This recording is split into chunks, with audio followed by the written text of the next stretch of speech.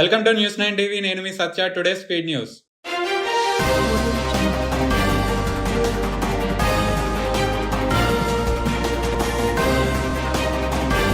Britain parliament ఎన్నికలకు సిద్ధమైంది. గురువారం ఓటర్లు తమ ఓటు హక్కు వినియోగించుకోనున్నారు. ఈ దఫా ఎన్నికల్లోనూ అటు కన్జర్వేటివ్ పార్టీ, ఇటు లేబర్ పార్టీ తరపున పెద్ద సంఖ్యలో భారత మూలాలున్న అభ్యర్థులు బరిలో దిగారు. తూర్పు ఉక్రెయిన్లోని నిప్రో నగరంలో బుధవారం రష్యా చేసిన క్షిపణి దాడుల్లో 5 పౌరులు ప్రాణాలు కోల్పోయారు. 47 మందికి గాయాలయ్యాయి. పట్టపగలు జరిగిన ఈ దాడిలో ఓ షాపింగ్ మాల్, 2 పాఠశాలల్లోని అద్దాలు పగిలాయి. ఓ ఆసుపత్రిలో మంటలు చెలరేగాయి. అమెరికాకు వచ్చే భారతీయ విద్యార్థుల సహాయార్థం న్యూయార్క్లోని భారత దౌత్య కార్యాలయం ప్రత్యేక వేదికను రూపొందించింది.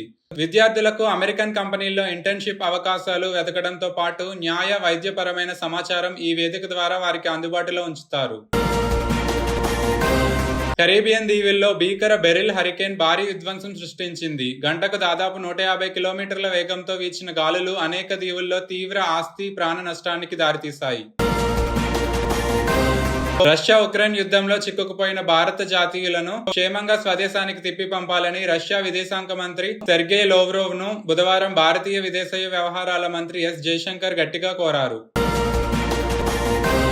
నిర్మాణంలో ఉన్నవి, వినియోగంలో ఉన్నవి, పాతవి అనే తేడా లేకుండా బీహార్లో వంతెనలు కుప్పకూలుతూనే ఉన్నాయి. బుధవారం ఏకంగా 3 వారధులు నేలమట్టమయ్యాయి. అదృష్టవశాత్తు ఎటువంటి ప్రాణ నష్టం జరిగినట్లు సమాచారం లేదు. తాజా ఘటనతో 15 రోజుల వ్యవధిలో రాష్ట్రంలో మొత్తం 9 వంతెనలు ధ్వంసమయ్యాయి. యూపీలో హద్రాస్ దుర్ఘటన జరిగిన ఒక రోజు అనంతరం దానిపై బోలే బాబా స్పందించాడు. తాను ఆ వేదిక నుంచి వెళ్లిపోయిన చాలా సమయం తర్వాతే ఆ తొక్కిసలాట చోటు చేసుకుందన్నాడు. ప్రభుత్వం చేపట్టే దర్యాప్తునకు సహకరిస్తారని ప్రకటించాడు. జాతుల మధ్య ఘర్షణలతో అట్టుడికిన మణిపూర్లోని రాష్ట్ర ప్రభుత్వంపై సుప్రీంకోర్టు తీవ్ర వ్యాఖ్యలు చేసింది. ఆ రాష్ట్ర సర్కారును విశ్వసించేదే లేదంటూ justice JB Pardiwala, justice Ujjal Bhuyan సభ్యులుగా ఉన్న ధర్మాసనం బుధవారం మండిపడింది. మద్యం కుంభకోణానికి సంబంధించి సిబిఐ మోపిన అవినీతి కేసులో ఢిల్లీ సీఎం కేజ్రీవాల్ దాఖలు చేసుకున్న బెయిల్ పిటిషన్పై హైకోర్టు ఈ నెల 5న విచారణ జరపనుంది. ఫోన్ ట్యాపింగ్ కేసు దర్యాప్తు క్రమంలో కొత్త విషయాలు వెలుగులోకి వచ్చాయి. స్పెషల్ ఇంటెలిజెన్స్ బ్రాంచ్ ఎస్ఐబి మాజీ చీఫ్ ప్రభాకర్ రావు ప్రధాన నిందితుడిగా ఉన్న ఈ కుట్రలో నవీన్ రావుకు భాగమున్నట్లు దర్యాప్తు అధికారులు గుర్తించారు. ఆరోగ్య తెలంగాణ లక్ష్యంగా రాష్ట్రంలోని ప్రజలందరూ సమగ్ర ఆరోగ్య సమాచారం సేకరించేందుకు వైద్య ఆరోగ్య శాఖ కసరత్తు చేస్తోంది.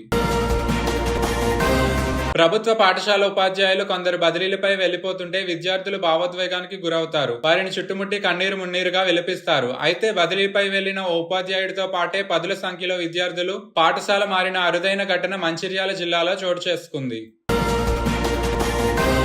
శస్త్రచికిత్స అవసరం లేకుండా 40 సంవత్సరాల వ్యక్తికి మోకాళ్ళలో దెబ్బతిన్న భాగాన్ని తిరిగి అమర్చిన అరుదైన చికిత్సను హైదరాబాద్ బేగంపేటలోని కిమ్స్ సన్షైన్ ఆసుపత్రి వైద్యులు విజయవంతంగా నిర్వహించారు. సంగారెడ్డి జిల్లా పటాన్ చెరువు ఎమ్మెల్యే మహిపాల్ రెడ్డి, ఆయన సోదరుడు మధుసూదన్ రెడ్డికి చెందిన బ్యాంక్ లాకర్లు ఎన్ఫోర్స్మెంట్ డైరెక్టరేట్ అధికారులు బుధవారం తెరిచారు. యాక్సిస్ బ్యాంక్ లాకర్ నుంచి కీలక పత్రాలు స్వాధీనం చేసుకున్నట్లు సమాచారం.